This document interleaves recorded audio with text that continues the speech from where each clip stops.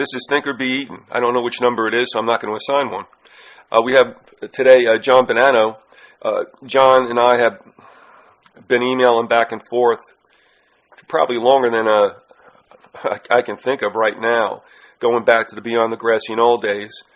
And he's got, I wouldn't say he has a different take, but he approaches Aldous Huxley, somebody who I beat up on from time to time and lump in, like I said, with the dark characters. But there might be something there, and especially what's interesting to a lot of folks is to compare Huxley and George Orwell, a.k.a. Eric Blair, or the other way around, and maybe we'll get into that today too. But no matter what, John Bonanno is with us today from the great state of Maine, and how's those black flies, buddy? The black flies have almost gone. They were devouring us for a while, but they were replaced by the mosquitoes, and now we just have terrible weather, rain, 48 degrees, nasty. Sounds great to me. But at least the black flies have gone for a while.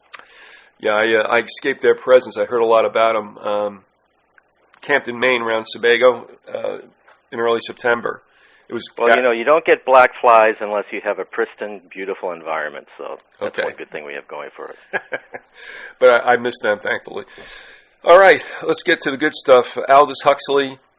I think most people who have spent any time with him probably his background makes them a little bit, I don't want to say contemptuous, that might be too strong a word, but we don't know we like Aldous given his lifestyle. Can you at least give us a thumbnail on Aldous?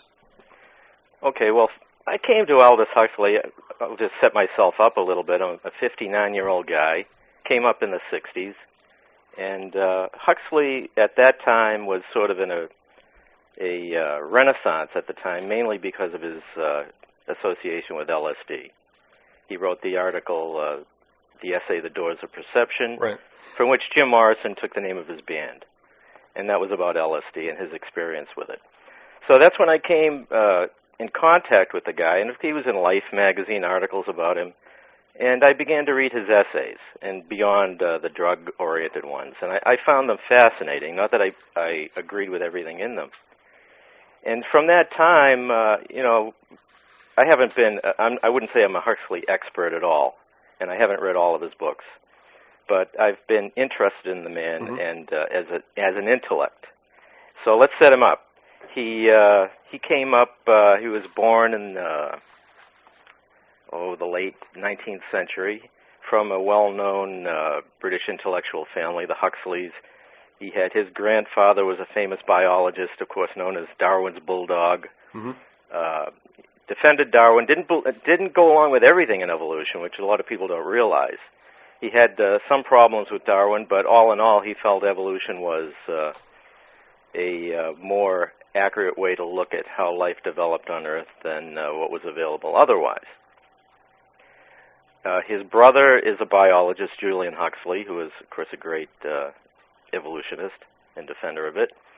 His granduncle was Matthew Arnold, the British poet and the conservative critic.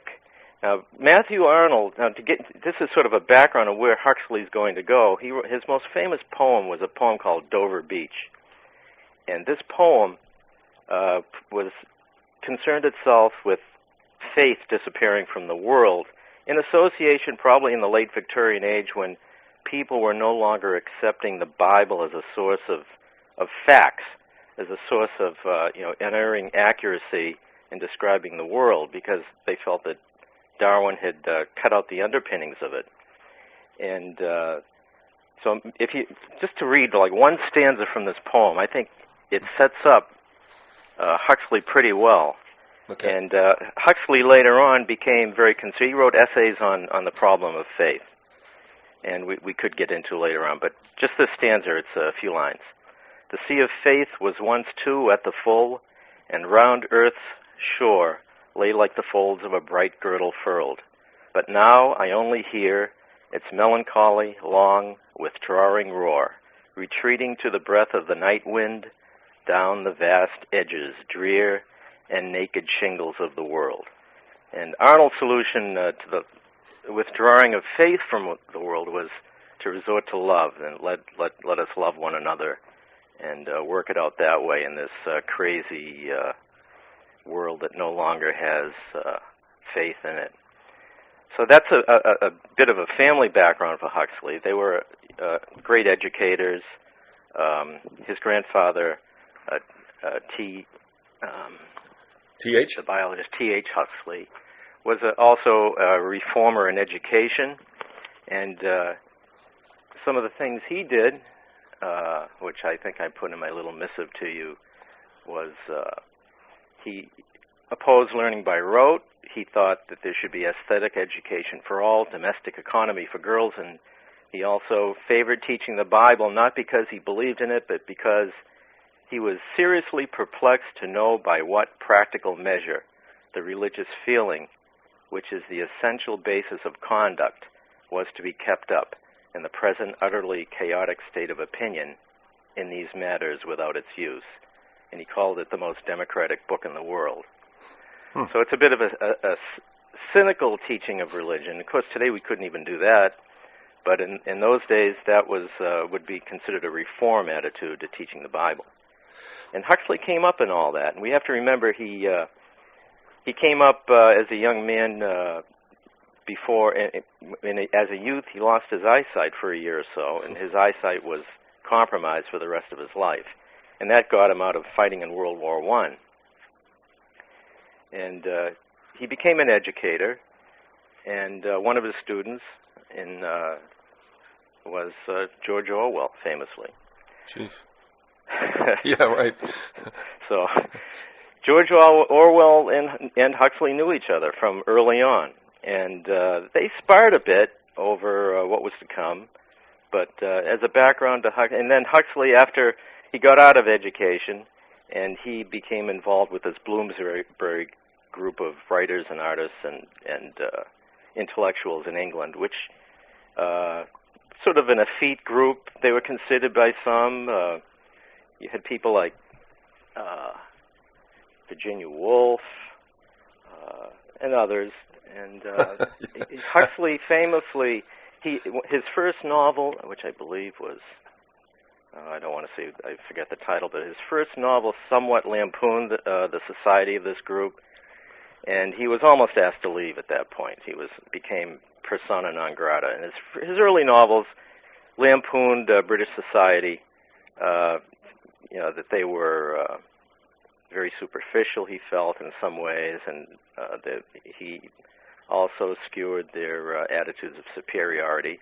And not long after that, he moved to the United States, where he continued to write. He had a lifelong contract to write novels, and he wrote many essays.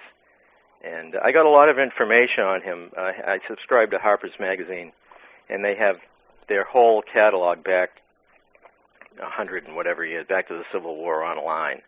And you can find, it's an awesome resource, and you can find, I found several of his essays, which helped me out with this there. Can I ask you a little bit of a sidebar question? So hang on to where you're going. Okay. We've talked, and you, from time to time, if I've been with the Collinses or whoever it should be, speaking about literature and certainly film, TV, as being both predictive programming and futuristic. Since I don't think that there was any predictive programming involved in a lot of the writers' works of the first half of the 20th century, but I do believe there's a lot of futuristic stuff. Did you see anything in Huxley to a certain degree where you got the feeling that he was either extremely prescient or whether he had an idea about the way things were going to be?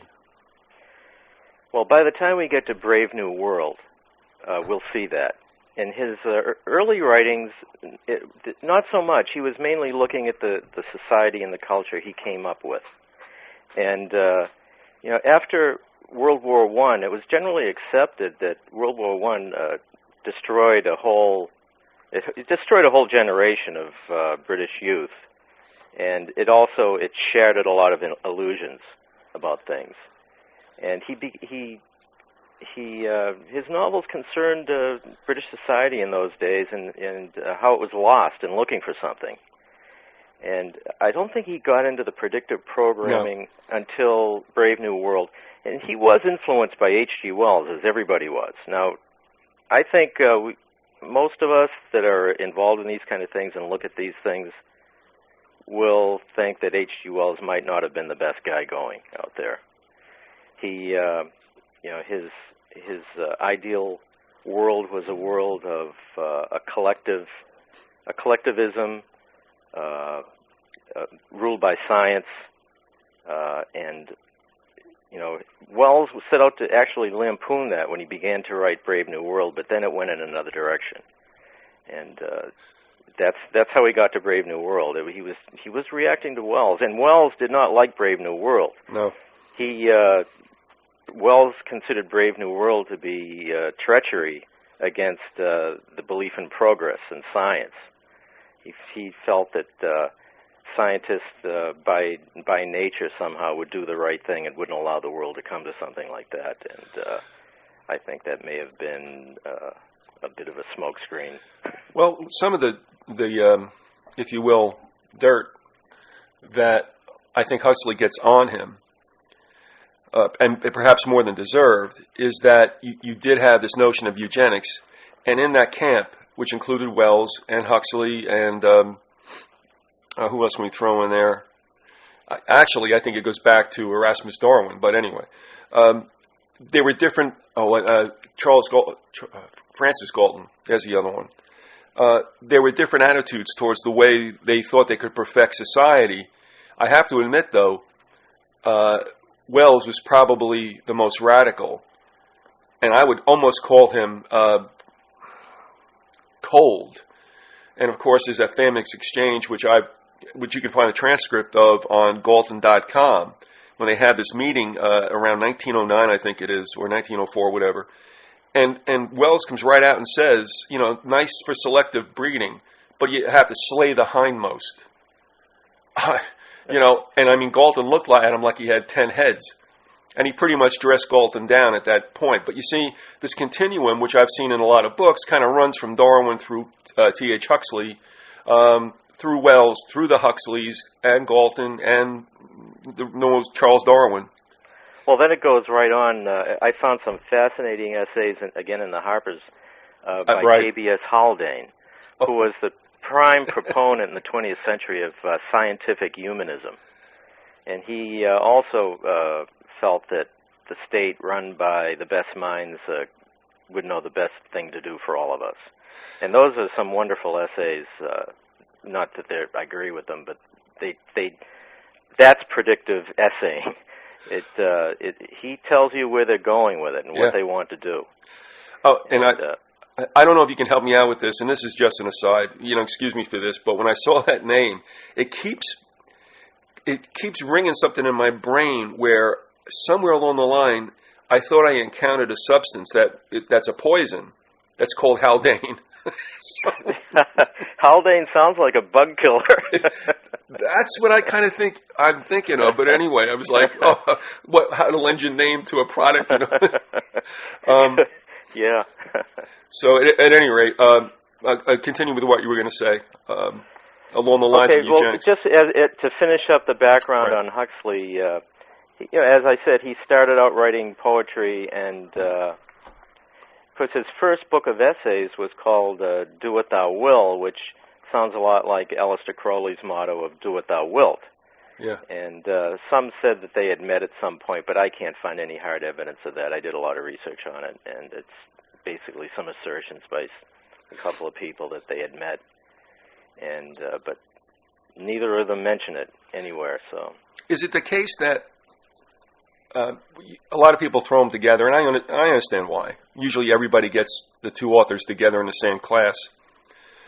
For me, it was my senior year in high school. But it seems that Huxley and Orwell, both to a certain extent, warn in different tones about the shape of things to come. Huxley approaches it, I guess, from an upper-class upbringing, whereas with Orwell, it was pretty much government service.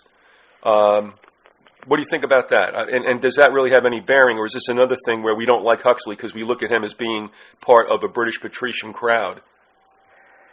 It could be. Now, to start out with, I'll tell you that Orwell is a much more compelling writer.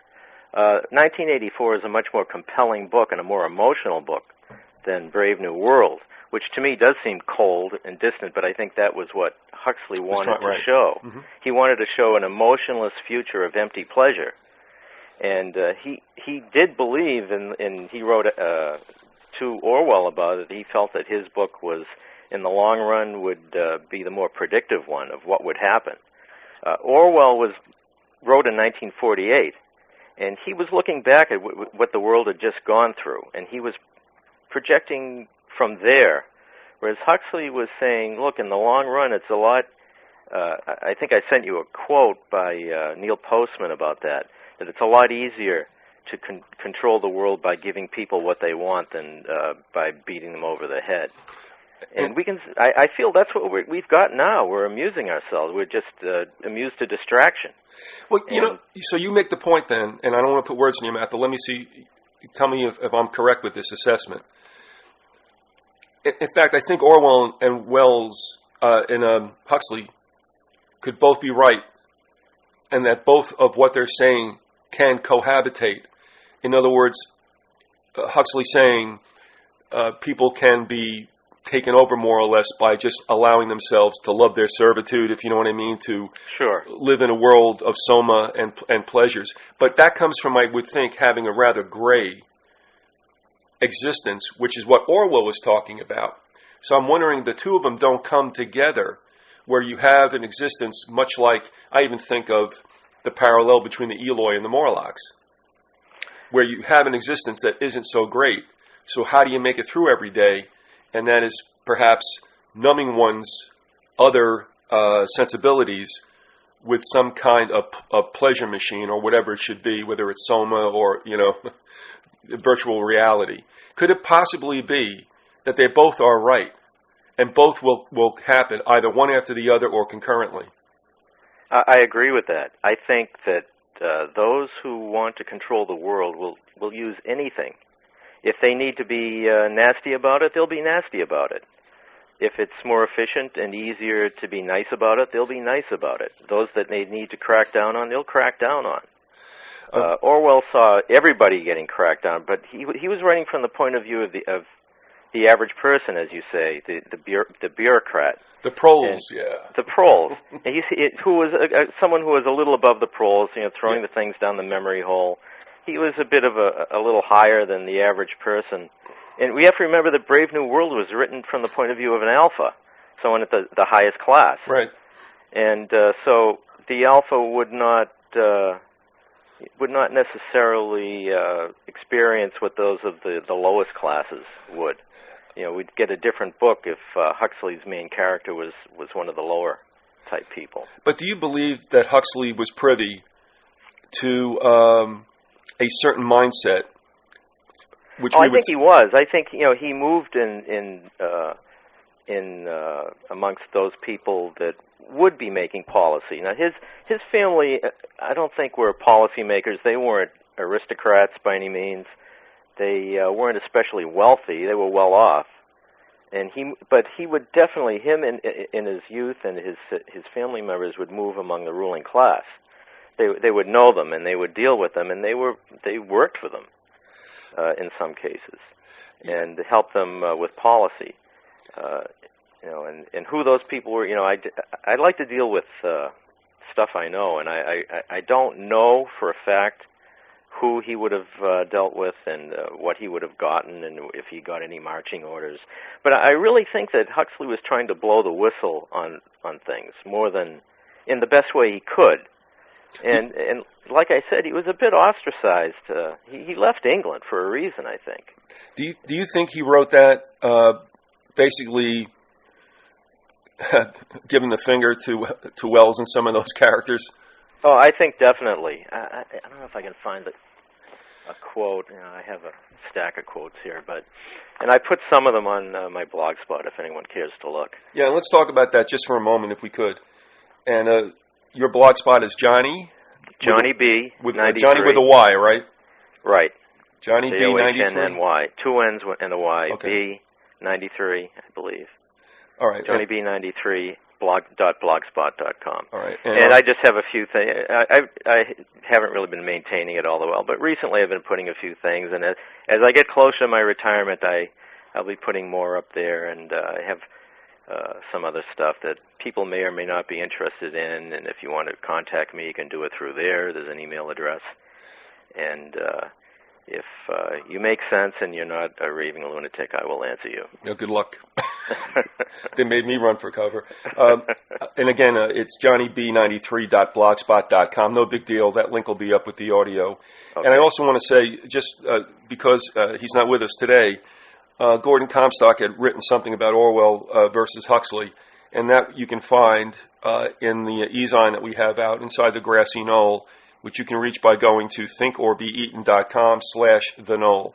And that's just, he can't be here if people want to take a look at what Gordon has to say. That's fine as well. Gordon is much more happy with Orwell than Huxley, that's for sure. But this is what I think a lot of us come from. I mean, we're pretty much, Johnny Lunch Buckets, and we kind of cleave to Orwell. Just because he lived more of a real life. I mean, Huxley lived almost he lived a fantasy life in a way. Moving amongst the British intellectual class, and then coming to the United States and basically living in Hollywood in the land of dreams, and then from there moving into the sort of the LSD world of the early '60s. And people that certainly weren't anchored in reality in a certain way, or maybe more anchored in a higher reality. I don't know. It depends on how you want to look at it. But yeah, Huxley is a much more ethereal figure. He's different than most people. He was very impressive. He was a striking human being, and it's hard to identify with him. And if you read his essays, they're very erudite and they're very learned.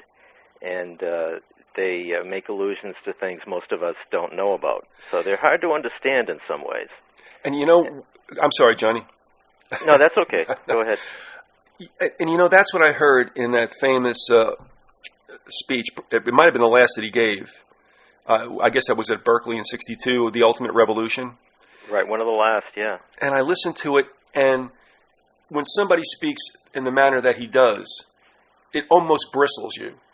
It's off-putting. It's tough, It's he had one of those classical educations that we don't experience anymore, and probably never did in this country, except among the highest classes.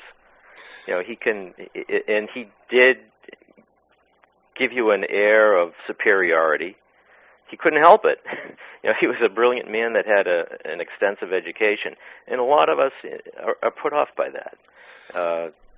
There's a natural American tendency to distrust people that have highfalutin ways, I guess, and I think it's almost a little bit of a prejudice we have about that. Plus the fact that he's a Brit and he speaks in a British accent, and but I found, like I said, I haven't read any of his early novels for many years. I read a couple of them in the '60s, and as I noted to you, I think they helped cure me of any Anglophilia I may have had.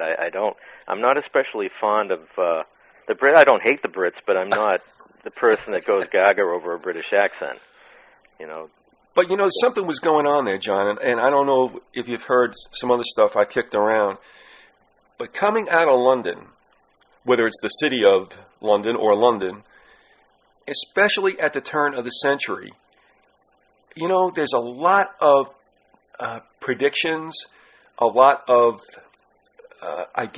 society shaping, futurism that people got involved with. And I mean, not only that, but, I think of Halford Mackinder and what he projected would be the last empire, which I think we're seeing unfold right now in Eurasia, to talk about a Robert Benson Hughes who forecasts a third world war before the first is fought.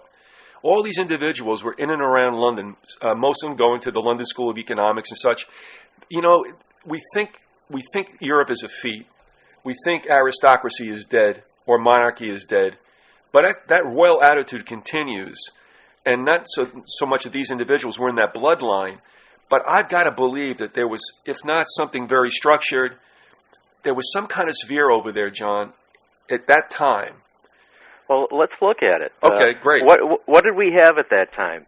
We had people in the know realize that the British Empire was untenable as it was. It was the end. There was no way this little island could control. If you look at one of those old maps from those days when the British Empire is colored pink right. on a map of the world, and it's looked like half the world was the British Empire. You look at those early 20th century maps. You see India, Canada. You see half of Africa. All the colors of the British Empire, which is now the British Commonwealth, for the most part. And they knew it was coming to an end. They couldn't directly do it anymore. They had to do it by proxy or through more underhanded or maybe other ways. Yeah, it's called the U.S. Well, we became the hammer. That's right. But these people realized it was coming to an end, and they had to rule via other methods. And I'm sure at that time they were working on it. And a lot of the what we see as modern public relations came out of that era. We saw subterfuge. We saw, as I have a little thing on my blog about Rhodes, Cecil Rhodes. That's right. He established a fortune with the De Beers Company, and he used it to set up the Rhodes Scholarships. And his original legacy stated that it was one of his goals was to bring the United States back under British dominance. He called them to be the brute beasts that would fight the wars that British best blood could no longer. Right. And they knew, especially as World War I unfolded and they just lost so many, they knew they couldn't directly fight these wars anymore. Well, they got bloodied a little bit more than they thought they would in the Boer War, and then on top of that you have World War I. And so, you have to be dumb to think that you can sustain what you're doing militarily, so I think they went to the next level. I think, who cares what I think, but I mean, it seems to me that the United States definitely was employed as a hitman for the fortunes of the continent of Europe, which I think the old world still holds sway. And if you take a look at the 20th century into this 21st, I mean, what other nation has been at war, bearing arms more than we have? I can't think of one. No, and also, one other thing, Joan Vion made a point, and we did something a couple of years ago, where when it became clear that England could militarily keep their thumb on a number of nations, such as India, sub-Saharan Africa, what she claims, and I think she made a good case for it, is that they said, okay, look, we'll decolonize, we'll turn over your country to you, but, and then she went on to say what they did was, the trade-off was their votes in the UN, so that Britain could still get its way, though it only apparently had one vote, if you know what I mean. They had more than that. And so they look at the UN also as being an extension of empire for the Brits. So if you've heard that only for the first time, you got to think about it. But I kind of believe that Britain decided we can't fight this anymore as flesh and blood, but we can control it through diplomacy and money. Right, and we see like the beginnings of Tavistock and all those kind of things, and they had to, and this is the whole where Huxley is going, the Brave New World, ruling by subtle means, mind control, drugs, genetic modification, and this is where we are. I mean, we're seeing it, and it's not even a nationalistic thing; it's something else. It's almost as if, it's heading, the world is naturally heading. I was thinking this morning as I got up, and I had the news on, and they're talking about the Supreme Court, and they're putting a liberal on the court, and I'm looking, okay, they have a Supreme Court, and they have some people consider some judges liberals, some judges are considered conservatives. But if you look at them, one thing they're all in favor of is big government. There's no judge that is a judge that you might get from that would be in favor of controlling the size of government. It's all the liberals want a big government to maintain their bureaucracies and supposedly to help the average guy, and the conservatives like big government to project power and protect the interests of the corporations. So you don't have anyone interested in a small government. And it's like we're inexorably heading to bigger and bigger government. It's like that's the consensus. Yeah. And the world is heading to a big government, the one world government. I think it's inevitable sometime in the next 150, 200 years there'll be one world government. Now, what will be the nature of it? Will it be a brutal world government or not? Or will it be subtly controlling? What kind of freedom will it tolerate? And I hate to say it, but I think it's inevitable. It's going to happen. I mean, I don't see anyone able to stop it unless the system itself just collapses. I think at times they bite off a bit more than they can chew, and I think they also don't really understand the nature of man. And that, I think if there's any weak spot in where this is all going, it's that. They truly have a materialist view. It's like, they set up these dialectics like capitalism and communism, but they're both sides of the same materialist coin. Absolutely. And they ignore any component beyond that there's anything outside of the material existence of the world, or there's another component that underlies it, or that there's a spark in human beings beyond all that. And I think that's the flaw. I think that's the Achilles heel in the whole system that we see coming, and the thing that they tend not to pay attention to. I think Huxley in the end saw that. Getting back to Huxley, he believed in the perennial philosophy, which basically states that the universe is more than it appears. You don't know exactly what it is, but there's something besides just the stuff that we touch. And by the end of his life, he truly believed, and that's where he split with, his brother disagreed with him on that, and he split with, the scientific humanists. And he split with Wells. He also split with Wells, correct? Oh, early on, Wells and when he wrote Brave New World, that was it with Wells. Wells did not like Brave New World because maybe it hit a little too close to what was going to happen. Maybe he felt he was spilling the beans. I don't know. I wasn't privy to any private conversations, but all we can do is just speculate on that. Well, let me ask you about this. Do you believe there's any amount of parody or lampoon, which might be a little too crude a term, in Huxley's Brave New World, more or less to flip people like Wells? Oh, yeah. Well, actually, I think Mustafa Mon may have been modeled on... No, actually, it wasn't Mustafa Mon, but one of the characters in the book, where they're growing all the embryos for all the various classes, was modeled on J.B.S. Haldane. And Haldane also became a character in the novels by, was it C.P. Snow, The Curious Strength, and all that trilogy on Mars. Mm-hmm. Was it Snow? I may be wrong on that. But that Mars trilogy.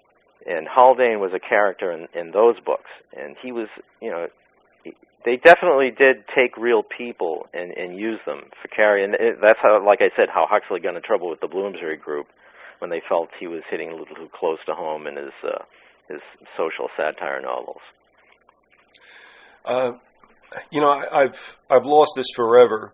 Too bad I couldn't go back, but we were to read Brave New World in the second half of my senior year, obviously senior English, and it was even further along. And what was interesting at the time, it was 1969. I had shut down school because I knew, because of the point system that we had, that I had passed. I could flunk any marking period from that point on, and I was still going, if you know what I mean. There was no problem getting a degree. I had signed a letter of intent for a scholarship. I was all set, so I wasn't listening. And I was not interested in something which I considered as abstract as Brave New World. Now, my classmate, Pilot Pete, the only time, we were friends for 1,000 years, only class we had together was that English class. I believe he read it earnestly, but I just blew it off. But you know what was going on at that time, too? In that senior year, all of us who were seniors, you found out who went heavily into drugs. Everybody's yearbook picture is, of course, is in that summer before your senior year, and everybody's short hair and all that. Well, you should have seen it, what everybody looked like in June of 1969. So I'm wondering, this is a long way of saying it, John, but I'm wondering how many of my classmates were reading this, already experimenting and just loving the heck out of this book. Well, the thing about that book, though, it's really, Huxley said the book is a dystopia. It's an anti-utopia. It's not what he wanted. And he specifically said it's a warning, a long-term warning. And the drug, Soma is not a real good-time drug. I mean, it's more like a Prozac. It makes you happy with the way things are. And, Huxley actually, I think he mentioned how, at first he thought drugs were more of a threat to human freedom, but by the time he got to LSD and mescaline, he felt they were not such a threat. And, of course, he famously died asking his wife to inject him with one final dose of LSD so he could take the big leap. totally out there. Not to hammer this down, but you bring up a good point. But now remember, and I think to a certain degree you can relate, that when you talk about Brave New World as dystopia, hello, this was the United States in 1969. I mean, we had gone through race riots, Vietnam, always. They opened up the Pandora's box of drugs, and like you said, even if Soma wasn't the greatest thing in the world, you got to remember you're dealing with 17-year-olds who aren't looking at it that way because they look outside the window at a world that's completely berserk, and they want to go hide someplace. And the other thing I think was kindled during this time, and that was basically sex without love. I mean, with the old term free love, which makes me want to puke, but but that was part of it as well. All the things that could, I think, take the edge off a lot of the problems that were facing us. I mean, the guys were worried that if they didn't get to college, that they would have no choice but to go to Vietnam. Some knew they were destined to go there. You know what I'm saying? So yeah, it was crazy. And so this book at that time might have meant a lot more to people that I had, that were my classmates. I read it again in 2000, and of course now I have a different. Here I am, 49 years old or whatever. I can never look at it the way that I would have looked at it back in '69. So something was lost there. But could you imagine, and maybe you do, John, maybe you went through that, about how this book might have impacted people in high school, anywhere from 65 through, like, say, 70. I agree. I think it became, I don't know if they teach the book now in high school. I know back then it was pretty ubiquitous. Oh, yeah. I mean, almost everybody got it. And, or a lot of people, it was assigned. I doubt it would be assigned today because, the political correctness aspect. There's a lot of sex in the book. Not a lot, but there's sex in the book. Yeah. And, the thing we also have to remember is there's free love in the book, but Huxley, he said this. I found this in an essay called Fashions in Love, here's a short excerpt. He said, "Nothing is more dreadful than a cold, unimpassioned indulgence, and love infallibly becomes cold and unimpassioned when it is too lightly made."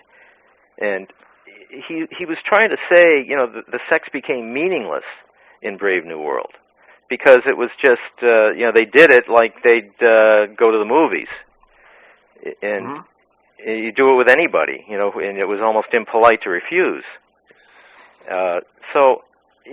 He also, Huxley mentioned that in another essay he wrote on observing cats, that Siamese cats, when you put them together, a male and a female, they'll fight for days, and you almost have to separate them, and finally they'll get over it and fall in love. And he said that tension is important for real passion and real love and real feeling. And if you don't have that, it's just meaningless. And so he also felt that the search for happiness is kind of an empty search because without tension, without friction, there can't be any real happiness. It just becomes indulgence.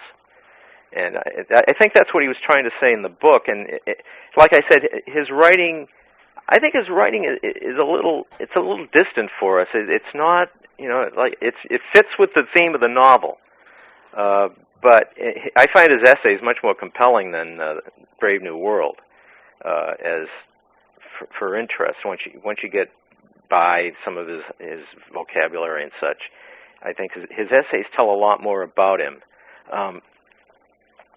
He was concerned with faith, and one more point I'd like to make about him, I don't know how we're running for time, is he said that the search, collecting facts, collecting knowledge is easy, and maybe today it's not so easy, but he said anyone can find facts. The key is getting understanding out of the facts. Knowledge and facts can be collected. And, I was thinking in terms of, people, looking at the Bible and being concerned about how the Bible doesn't represent reality, and it's, if you try to find science in the Bible, you will be disappointed. And if you try to find facts in the Bible, you'll find some, but you'll also find some things that, if you do an honest look at it, may not be right, may not fit with the world as we know it. But just going to the rabbis and the Kabbalists, the surface of the Bible, like the literal truth of the Bible, is kind of a futile search, because the surface of the Bible, the old Jews, the rabbis would say, is, they're nice stories, and they can teach you some lessons, but you need to find understanding behind it, and that's where the value of the book is, and then ultimately truth you can find there, and Huxley makes the same point, that anybody can collect facts. Science can collect facts. And like I said, I was watching cable news this morning, and you don't even get facts and knowledge anymore in the news. You just get, Joe Scarborough telling Mika Brzezinski that, she should take some Ambien or something, whatever. But it doesn't make sense. You just look for some facts on the news, you can't even find those anymore. So facts are almost irrelevant to our modern world. I mean, I look around, you've got to find the facts on your own because the media won't give it to you. But then collecting the facts and creating knowledge out of it, right, as Huxley said, is like the goal of man. And then ultimately finding truth, it might be beyond human ability, but knowledge isn't. Knowledge and understanding from the knowledge is the thing we've got to do. And Huxley said that specifically in an essay, and I found that kind of profound. And I think it's something that, he was concerned with seeking for pleasure and just looking for amusement is an empty search in modern life. And I think as we go along, we can see that more and more. And I don't know what the answer is, because just seeking pleasure and amusement is fun. I think we all do it. There's a real pull to it. Well, Huxley and Orwell, I think both realized what was coming, how unstoppable it was. And I know that in Ian Slater's book about Orwell, he criticized him because he couldn't come up with solutions. And I wasn't so sure that Orwell was the person who come up with the solutions. He just called what was happening as he saw it, and I think that flew in the face of Fabian socialists who kicked him out, or he left willingly. I think in a certain extent, too, I think that Huxley knew what was coming. It wasn't a pretty picture. And so they both did what they did, as I would think, as a result of their experiences, what they might have known was coming down the pike, and knowing how it would get there. Does that make any sense to you? Yeah, it does. It does. Just getting back to Wells, I think Huxley saw in Wells like a direction that the world could go in that he didn't like. He had this to say about Wells' book Men Like Gods, which was Wells' utopian vision. He said, get rid of priests and kings, make Aeschylus and the differential calculus available to all, and the world will become a paradise, he scoffed. Men like gods, quote, annoyed me to the point of planning a parody, but when I started writing, I found the idea of a negative utopia so interesting that I forgot about Wells and launched into Brave New World. So Men Like Gods, Wells' utopian vision, where the utopians are committed to scientific rationalism and a self-negating collectivist state, which is what Wells' idea of a perfectible, perfect human being would live in. Huxley found that abhorrent. So I think there was definitely a split, and that's why I feel that Brave New World is definitely a warning. And, you know, Wells was in. He was on the ends. I mean, he knew what was coming. He had made a lot of predictions that came true, scientific predictions. And, you know, they work on things. Things are worked on in secret long before we find out about them. Oh, yeah. Oh, the old statement was, let's see, if you're reading about it now, they probably had it in R&D 50 years before.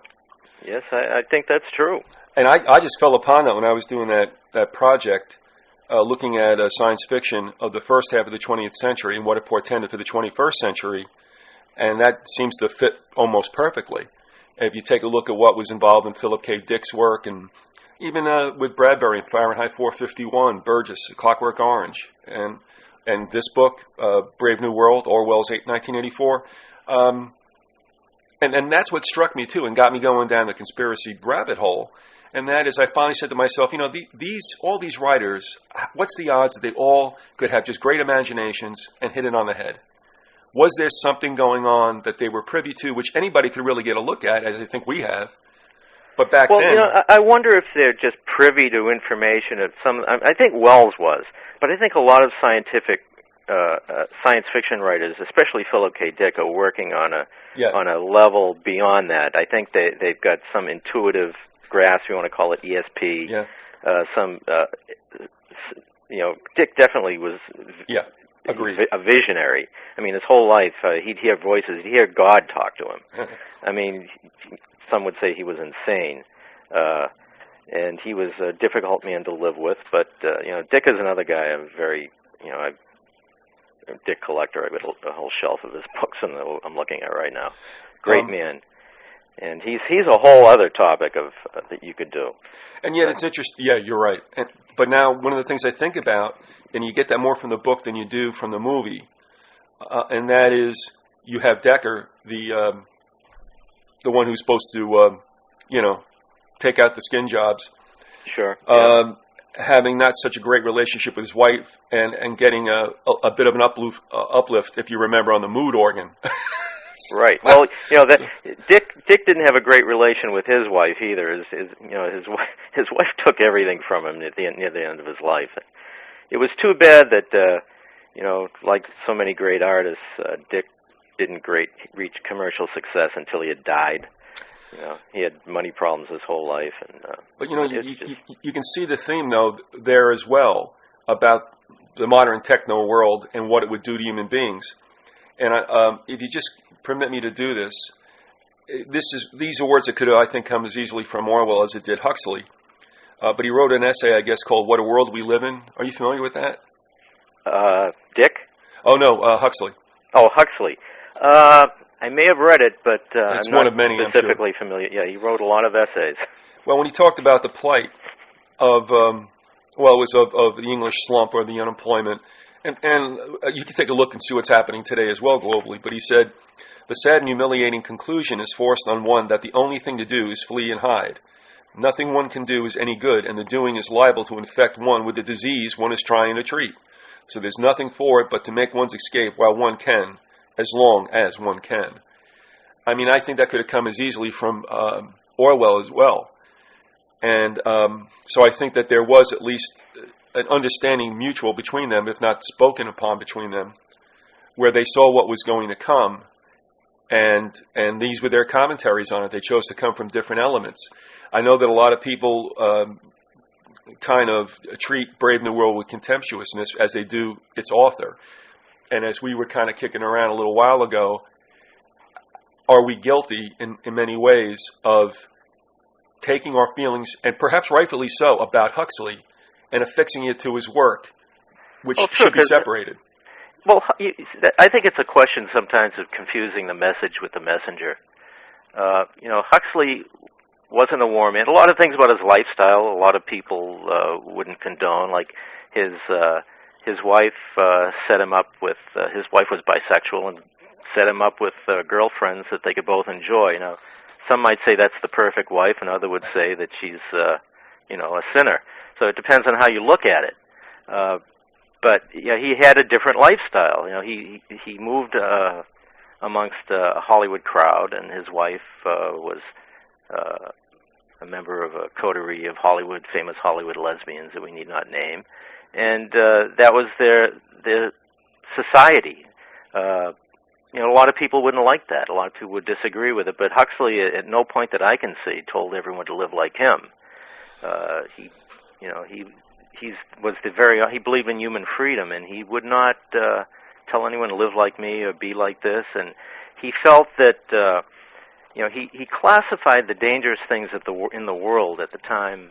Back in the 30s, he wrote one essay, and he classified the most dangerous things in the world, and he said first was nationalism and or approaches to the world, and he classified different approaches to the world. And he had like nationalism, he had progress, modern progress, he had socialism. And he said the worst is nationalism. He mentioned the Nazis, and this was before the war, and he mentioned why it was bad and why he didn't like it. And then he said socialism is a little better because at least they have aims for improving the world, and then he said that basically that the best thing we have going for human freedom is this notion of progress, and he didn't like that either because progress was mainly promoted by capitalists who wanted you to buy a lot of stuff and consume. And he was very prescient in this. Because basically, this is what we're told today, that we'll be happy by buying a lot of stuff and consuming.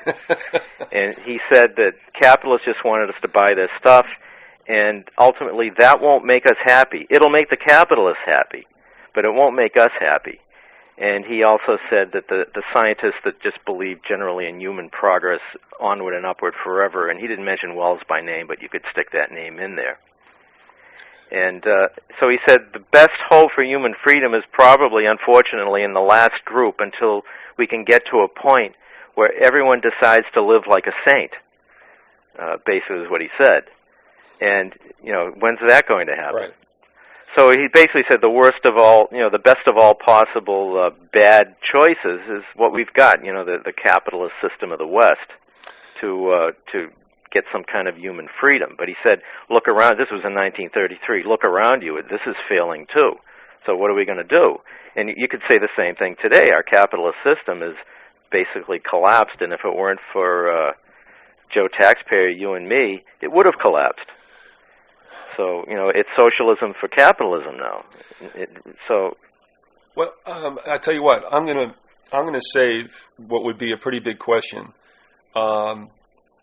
If I could presume that we might be able to revisit this, make a part 2 out of it. Sure, I'd be happy to go on with it because it goes on to so many other places. Once you look at Huxley, and he, it would have been interesting. Huxley died on the day Kennedy was shot. Yeah. And it would have been interesting if he had lived another 10 years to see where the whole drug thing went. Because, in a way, by opening the drug door, which is, he was one of the people that made it, him and Timothy Leary and others, that sort of brought LSD out to the public.